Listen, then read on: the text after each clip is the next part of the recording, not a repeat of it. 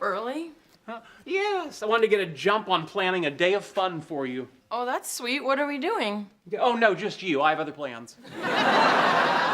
Now, would you prefer to see The Grinch in 2D or 3D? I don't want to see it at all.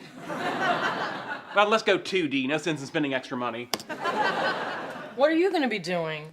Being a great husband. Yeah, you're going to need to show your work on that. After last night, I got to thinking that I should have a better relationship with your family. I think the one you have with them is perfect. I hardly have one at all. Which is perfect.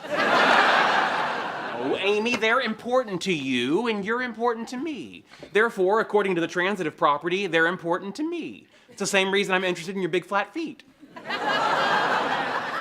Well, you know that my mom can be a little difficult to get along with. Which is why I'm starting with your dad and working my way up. All right. Just worried you might have a rather unpleasant day. Yeah, back at ya. I watched the trailer for The Grinch. It looks terrible.